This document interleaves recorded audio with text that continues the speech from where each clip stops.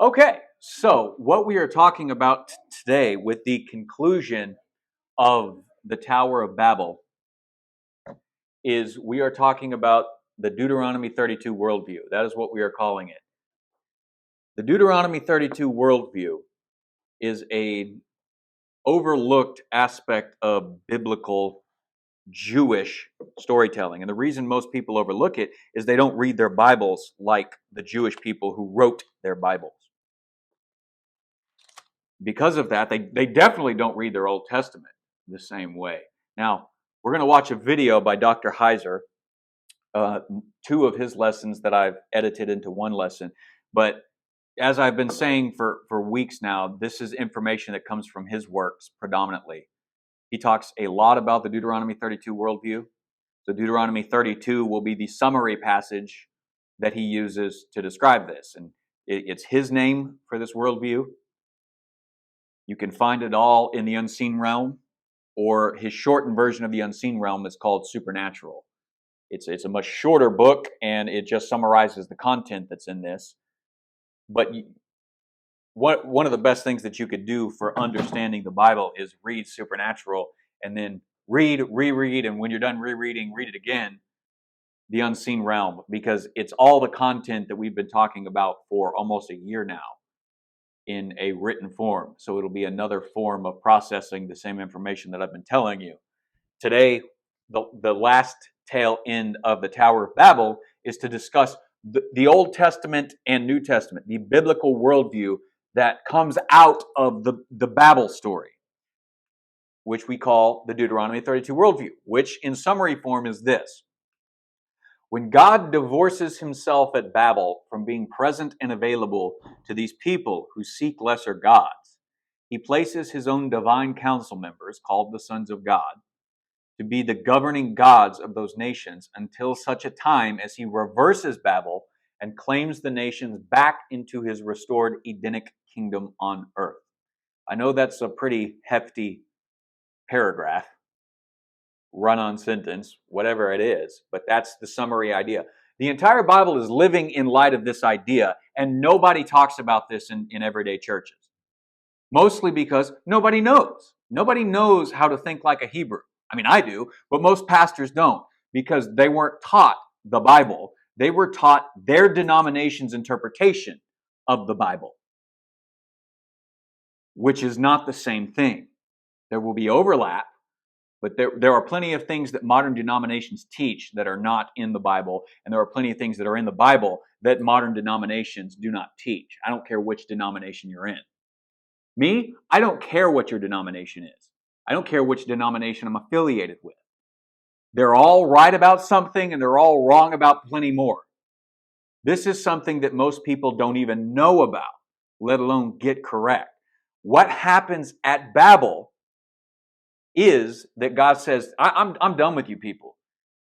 You had a rebellion in Eden. You had a rebellion in Genesis 6. And now here you congregate at Babel, and you just turn to any other Elohim that you can possibly get, any other celestial being, and you ignore me? I'm done with you people. I've had enough. This is the prologue of Genesis. This is Genesis 3 all the way through 11. So God says, fine, I'm not going to be your God, and you're not going to be my people. I will, if you want other gods, if you want lesser gods, I will take my sons, members of my own council, and I will give them to you, and I will give you to them, and you're getting step gods from now on. They're going to govern you. I'll mark out the boundaries of your people. I'll divide you by language, and I'll mark out your boundaries, and I'll give you each a plot of land, and then they will govern you. But here's the thing. They're not as good as I am. They're actually fallible. They're corruptible. And they will be corrupted. But they will actually like being worshipped. And they will lead you astray because of this. They weren't supposed to. They didn't start out being wicked. But they descend into that same wickedness, that same rebellion. When God takes these, and you can look at this picture over here, when he takes his own divine council members here, and he says, go govern the nations, they become corrupted. And this is the Bible Project's visualization of this. And this group of rebels begins at Babel. We're going to look at all of this from the Old Testament story and what's assumed. Now, if you're hearing me correctly, you should be looking at this in light of Genesis 11 and saying, where is that taught? I don't see that anywhere in Genesis 11. It's only 9 verses. They didn't put any of this in here. And the answer is, you're right. It's not in Genesis 11 at all. Being only 9 verses, Genesis, the narrative in Genesis of Babel is just written as a chiasm, which means it goes one direction and then it moves backwards again in the entire thing. It's not intending to be exhaustive. It's not intending to tell you all the information that they could tell you. And as I mentioned before, a 5-year-old would know and understand this information. These are children's stories in the ancient world. They would get this, they would understand it. And because of that, they don't have to be told the same amount of data and information that we do. So Genesis is just summarizing things more from a geographical and historical perspective, when the rest of the Bible is theologically later on looking back at Babel and describing other things that happened. First off, we've talked about the fact that when God says, let us go down and confuse their languages here, around D prime, verse 7, let us go down. He's talking to his divine counsel, just as he is at creation, just as he is after the fall. So the divine counsel is actually there, but the post-Babel story of the divine counsel now being in charge of the nations is not there. It is not explained, it is assumed, but it will be explained in other Old Testament passages. So what we're going to do is we're going to watch Dr. Heiser's video here, where he's going to tell you a lot of the same information, but I want you to hear it in his own words, because it's good to hear from people other than me. That I'm not making this up, that I'm not telling you something so strange that you think I'm just trying to get views on YouTube or corrupt you. I'm trying to teach you something that is inherently in the biblical text that scholars know about, but pastors don't, because they don't read and interact with scholars. So they don't read their Bible in the correct storyline, correct plot points. They don't fully appreciate what Jesus did in the New Testament, what his cross actually means, because they're so busy talking about forgiveness of sins that they don't understand when Paul talks about disarming the principalities, the powers, the rulers, and the authorities, that the cross actually disarms them, what it actually does to these exact beings. So, this video by Dr. Heiser, two things. One, it's 2 videos, so it's somewhat long. It's going to be about 7.5 minutes long. And also, it was originally like closer to 10 minutes, so I sped it up. So if you think, oh, this sounds weird and it sounds a little metallic in nature, that's just because I've sped it up. But it also, you may not notice that at all. So let's watch this and pay attention to what Dr. Heiser has to say.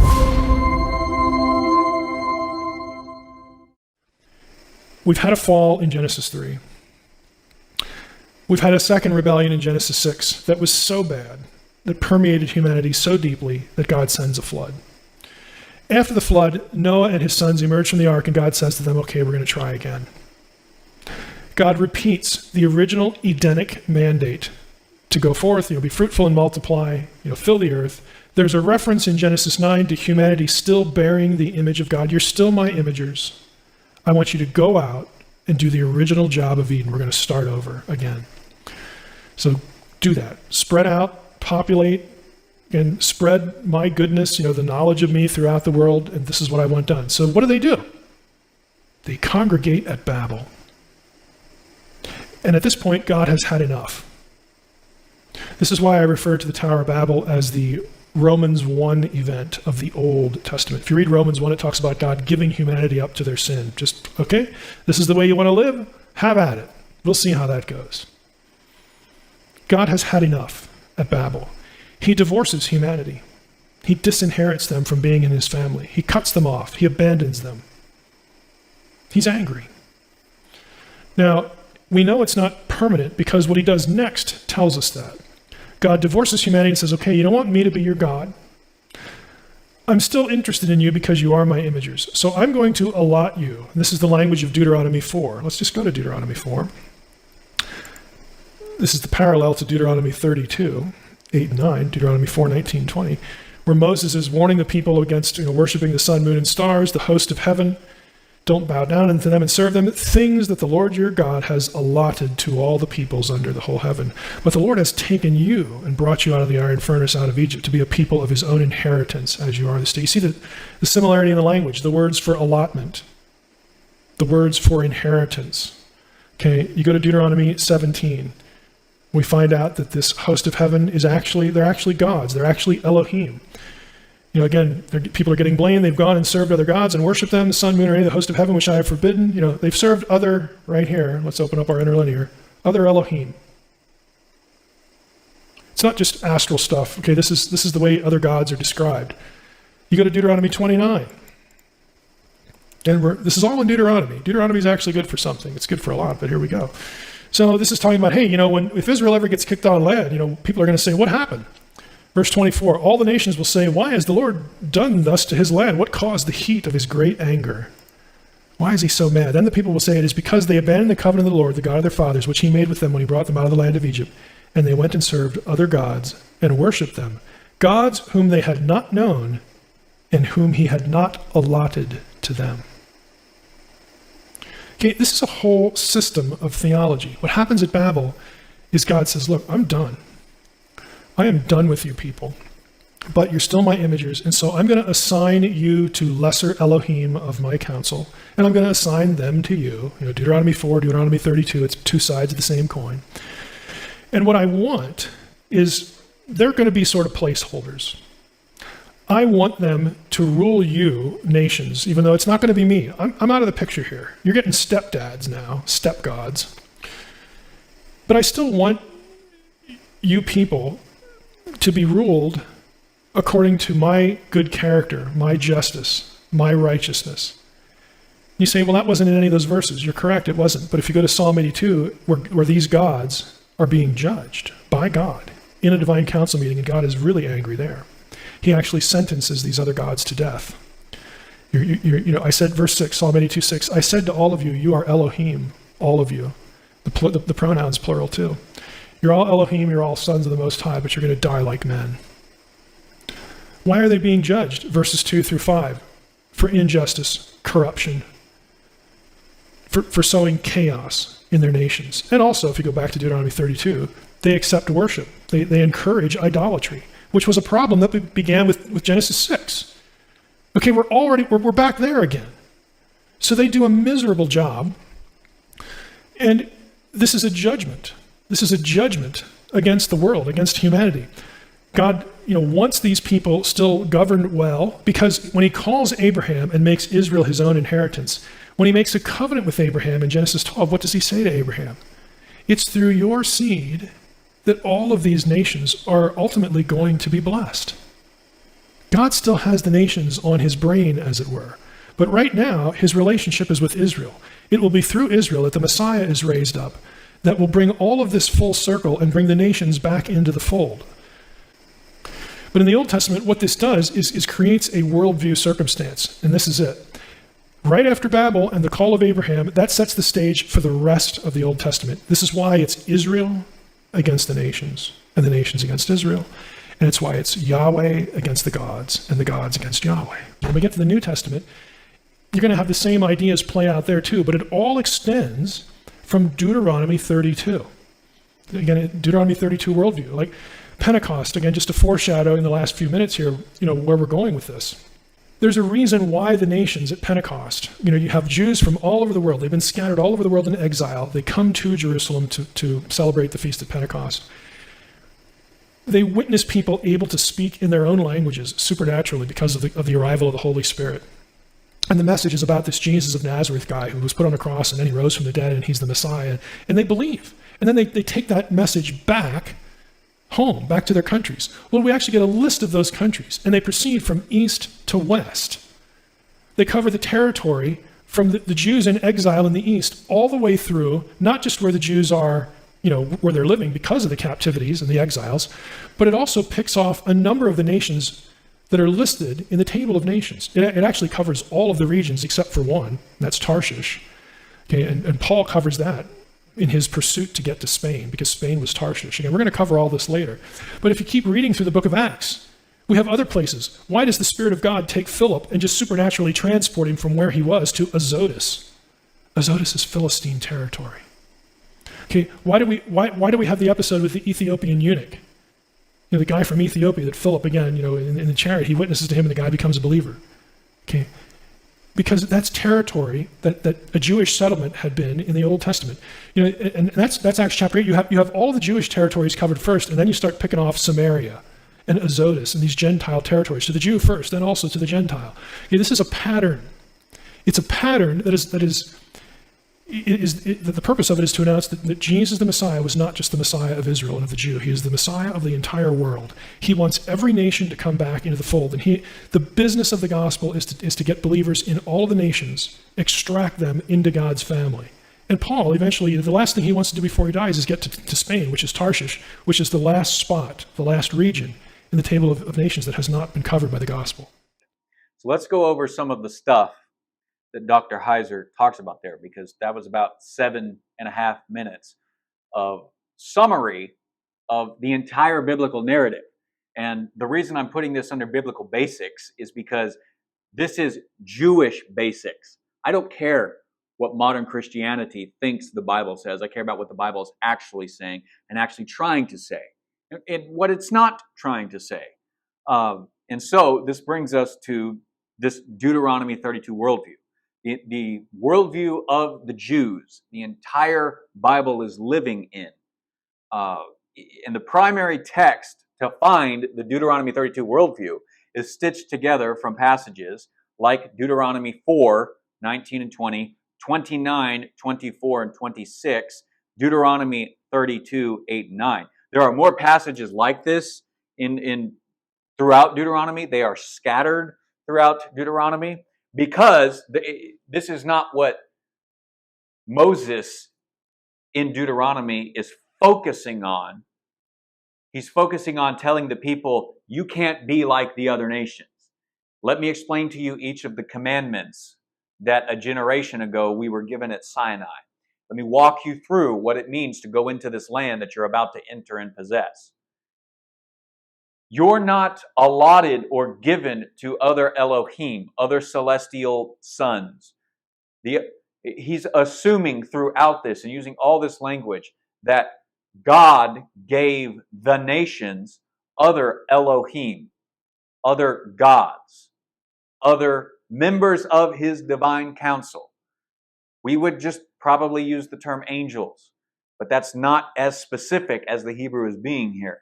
These are high-ranking members of God's council with a responsibility to govern these nations well, but don't, okay? So these are kind of primary texts that you can see allotted, given language standing out, even in English. But when you get to Deuteronomy 32, that we'll look at in just a second, it just flat out says, Yahweh divided the nations. The Most High gave the nations their inheritance. But Israel, Jacob, is his portion. When did God divide mankind? When did he divide the nations? There's only one place. Babel. Yahweh's portion is who? Israel. And we'll look at the difference between what some of your English Bibles say and what they should say. Okay? And then we have to pay attention to Psalm 82. We actually have to read it the way it's intended to be read in Hebrew and actually understand that the Elohim, the gods, these celestial sons placed over the nations at Babel, are corrupted. They fail at their responsibilities, and so they are condemned to die like mortal men. And we'll look at that as we go here this morning. So let's look at the first passage here. Deuteronomy 4. I've given you a running start with verse 15, but the focus is going to be verse 19. So this is Moses talking to the people of Israel, the entire nation. He's about ready to go and die outside of Israel, and Joshua is about ready to lead these people across the Jordan River and to start the campaign of conquest in Israel and knock out the remaining Nephilim giant tribes, by the way, the Anakim and the Raphaim by that point. Okay, so this is what Moses is saying to the people. Be very careful then, because you saw no form at the time the Lord spoke to you at Horeb, that's Sinai, from the middle of the fire. I say this so that you will not corrupt yourselves by making an image in the form of any kind of figure. You know, like you did with the golden calf in Exodus 32. I was on the mountain receiving God's commands, and you immediately turned to idolatry. So he's emphasizing again, that is not what you are supposed to do. And let me explain to you why. This includes the likeness of any human, male or female, any kind of land animal, any bird that flies in the sky, anything that crawls on the ground, or any fish in the deep waters under the earth. When you look up to the sky and you see the sun, the moon, and the stars, the whole heavenly creation, you must not be seduced to worship and serve them, for Yahweh, your God, your Elohim, has assigned them to all the people of the world. You, however, the Lord, has selected and brought from Egypt, that iron smelting furnace, to be his people today, as you are today. So it's this language of saying nothing in creation is supposed to be worshiped. You are not supposed to worship Yahweh by turning and worshiping anything physical. You don't worship Yahweh, an invisible, uncreated being, by worshiping visible creation. You do not bow down to images. The other nations do this because God has assigned gods to them, and those gods are assigned to them. It is a corruption of humanity's purpose, and God is living this out. So that's what you see in verse 19. Assigned Elohim by Yahweh to all the other peoples. A portion, allotted. These are things translations are going to say. God has not given you these gods, but he has given these gods to these nations. Why? Because that's exactly what they wanted at Babel. And it's been going on since Babel.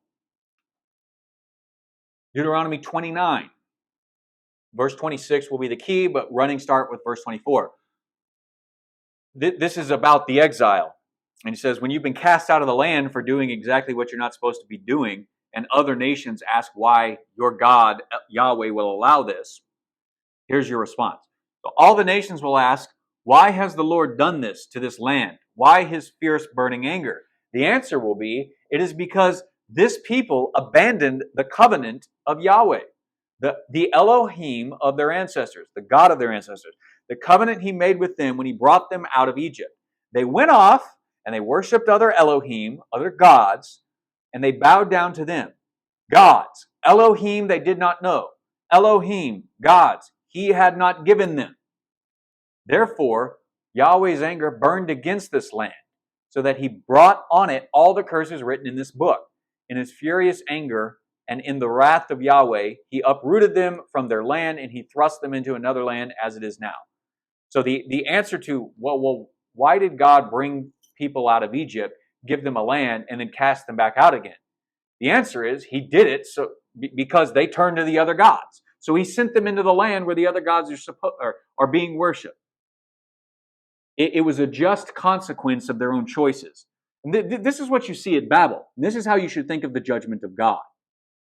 God gives people what they want. That is like his first and foremost way of judging a lot of the times. You want lesser gods? I'll give you lesser gods. They will not be as good as I am. You will live a lesser existence in being.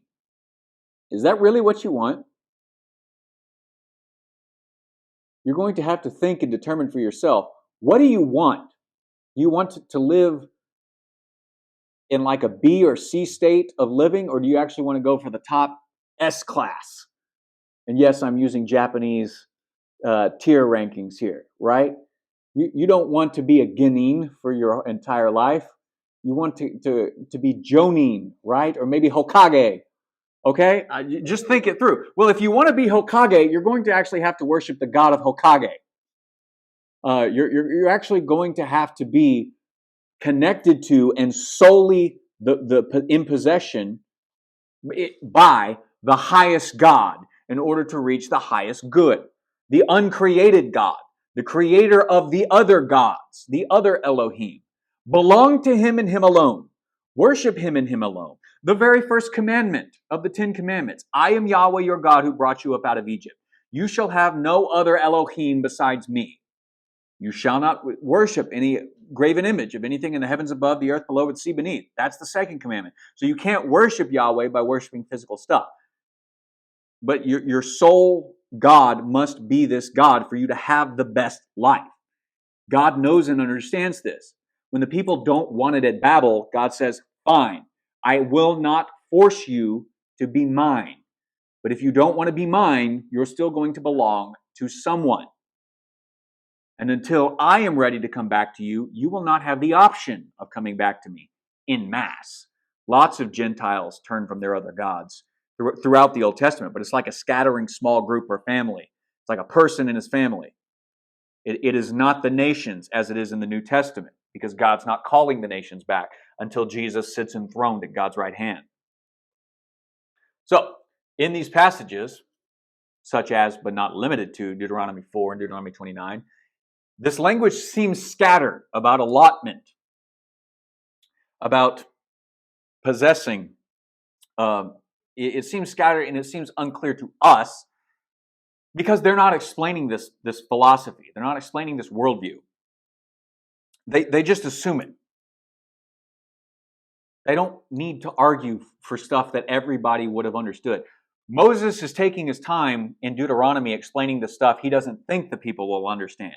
But anything that he expects the entire nation to understand, he doesn't spend any time with it. This is his going away speech. This is his last chance. He can't go over the ABCs again. He has to get to deeper theological points. The allotment of gods to the other nations is an ABC thing.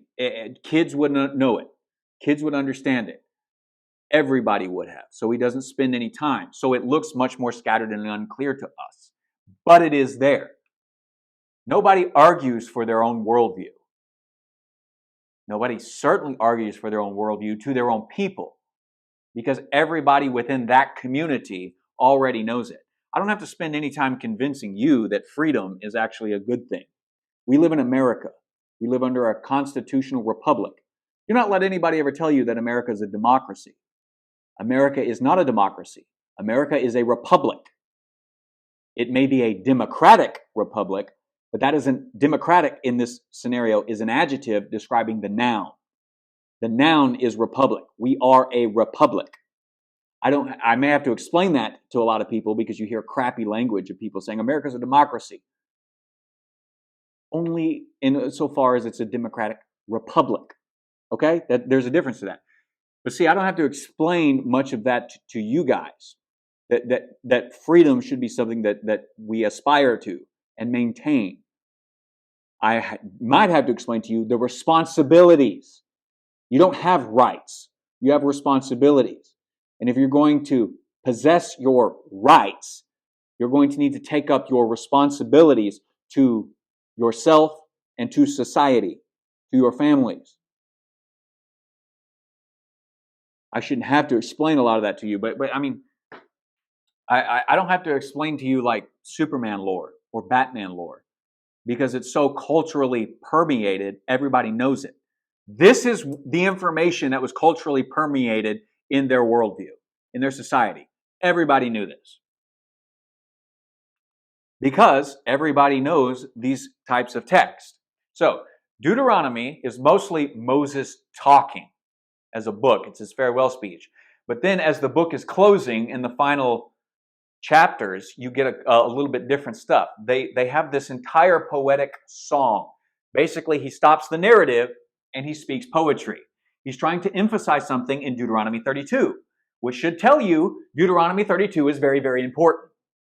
This is when Moses is basically looking back at Babel. And look at the language that he uses here. It's verse 8 and 9 that are the most important, but let me give you verse 7 as a running start. Remember the days of old. Consider the generations long past. Ask your fathers. They'll tell you. Your elders. They'll explain it to you. It's like, look. If you don't get this, just talk to the people who have come before. Everybody knows this. Everybody gets it. When the Most High gave the nations their inheritance, when he divided all mankind, he set up the boundaries of the people according to the number of the sons of Israel. This is the NIV translation. This is not the right translation. This should be the sons of God.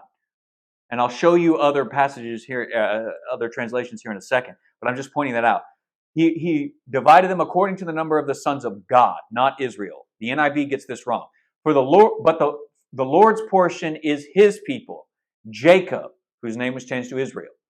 You could still just write Jacob for Israel all the time. People do this on the Old Testament all the time. Jacob is his allotted inheritance. So Yahweh and Israel belong to each other. All the other nations don't belong to Yahweh, and Yahweh doesn't belong to them. They belong to the sons of God. When did God divide the nations? Not a trick question. What have we been talking about the last 3 weeks? Babel. There is no second option. He doesn't have to say Babel for it to mean Babel. There's only one Old Testament story before Deuteronomy that actually explains when God divided the nations.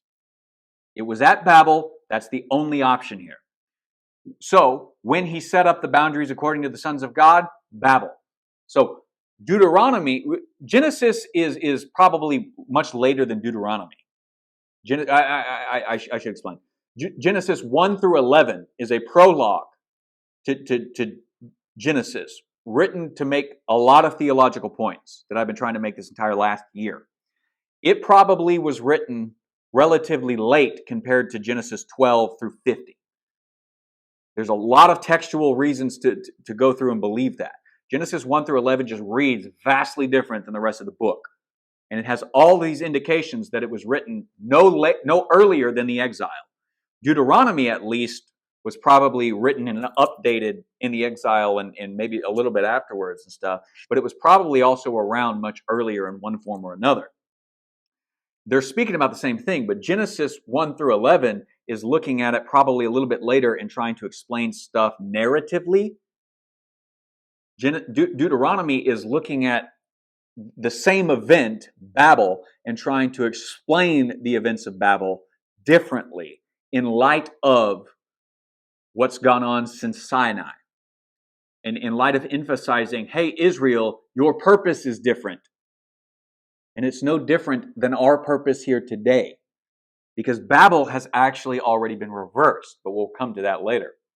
So, if you look at verse 8 in other translations, the New English translation, the Net Bible, says, according to the number of the heavenly assembly. The NLT says, according to the number of his heavenly court. The ESV says, according to the number of the sons of God. And they get it the most literal here. The New Revised Standard says, according to the number of the gods. So they're just summarizing what the sons of God are as Elohim. But the word Elohim isn't strictly the word used here. The Septuagint, the Greek translation of the Old Testament about 200 years before Christ, just says according to the angels. And it's using angels there as an all-encompassing term for celestial beings in general. It is not the sons of Israel that the NIV translated. It is the sons of God. It is language only for God's divine council members. That's it. There, as I've been talking about before, since we did the celestial assumptions portion of the prologue, there is no second options for who the B'nai Elohim are. The sons of God are one group, celestial council members. That's it. And so when the term is used here in Deuteronomy 32:8 for this worldview, summarizing this worldview, you cannot say that they are humans, ever. The Masoretic text is the text that the NIV is using. The trouble is, the Masoretic text gets it wrong. The Masoretic text, or MT, is from much later than the biblical times. It's like 600-700 years later. Medieval Judaism, okay? Which means it came after the time of Jesus and the apostles and the text that they would actually use. Israel didn't exist at Babel. So how can God number the nations according to the sons of Israel? It doesn't make any sense.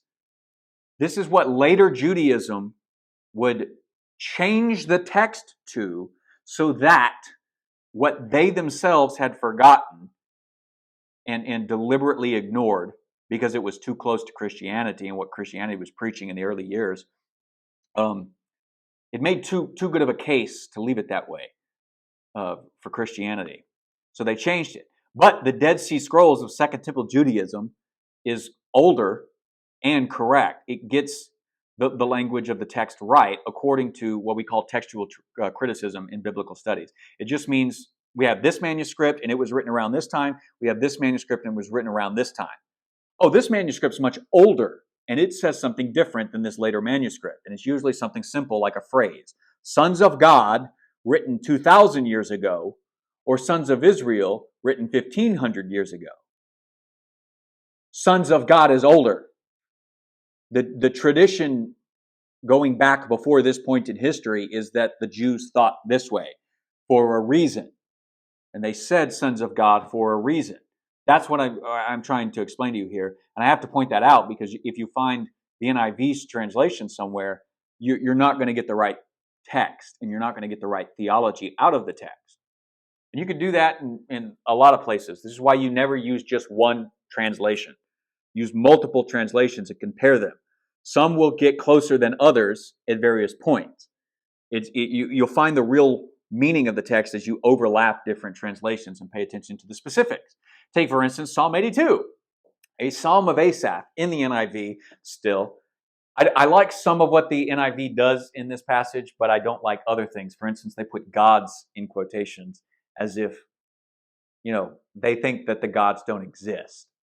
But they're also post-Enlightenment rational translators and interpreters. So they're not thinking like a Jew. But if you read this in Hebrew, it would say, Elohim presides in the great assembly.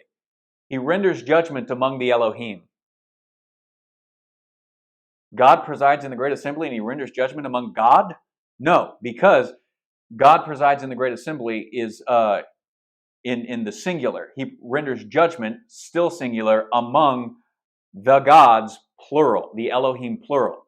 So you match, Elohim spelling doesn't change. Again, stuff we talked about with celestial assumption. We even talked about Psalm 82. If the word spelling doesn't change, how do you know if it's supposed to be singular or plural? Because it's always spelled in the plural.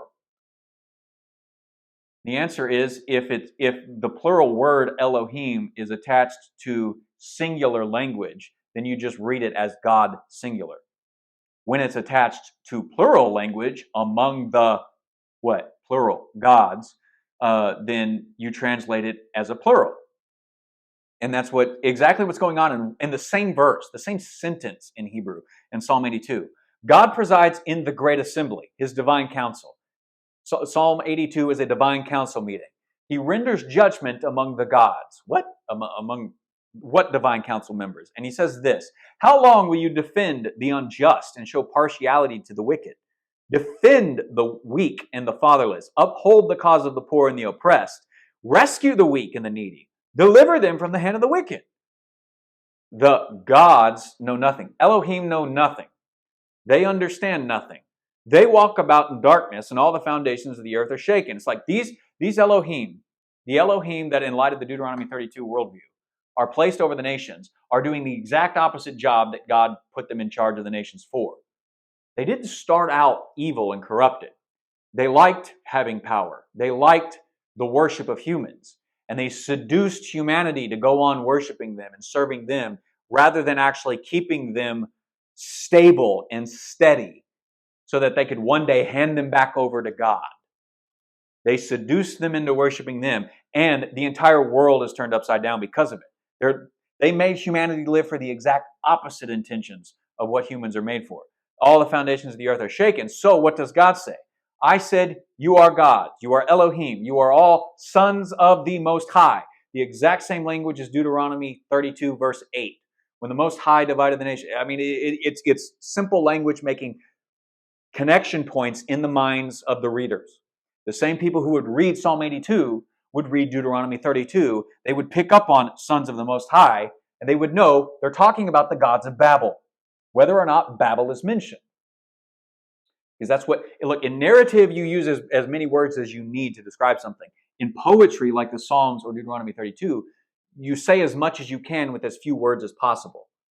So they're not directly mentioning Babel, but they're referring to exactly the same things, because that's how all poetry works throughout all human cultures. You have to parse out and explain this type of language. I said you are all Elohim, you are sons of the Most High, but you will die like mere mortals. You will fall like every other ruler. Rise up, O Elohim, judge the earth, for all the nations are your inheritance. So verse 8 looks at the future, and he says, one day God right here is already condemning these Elohim to die. God is the only being who can cast body and soul into hell. He can destroy spirits, he can destroy non-physical beings, and he can destroy physical beings. He can cast them into hell and judge them as he wishes. And he alone is destined to actually inherit the nations, to be the sole ruler of the world. And that is Psalm 82's message. The corrupt council members are condemned to die like ordinary mortal men.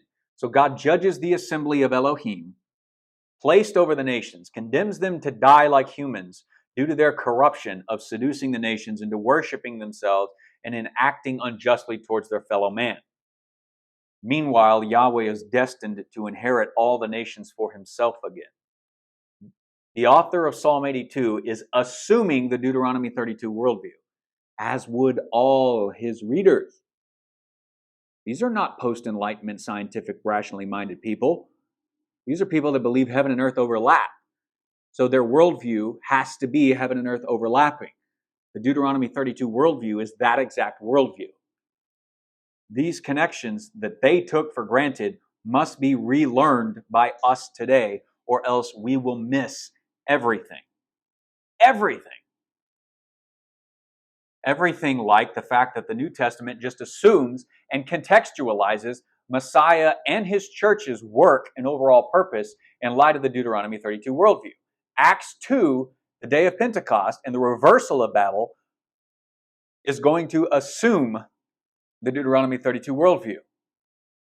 In Acts 17, where Paul is in the Areopagus or Mars Hill in Athens, and he tells the people, it's time to stop worshiping idols. It's time to stop worshiping other gods.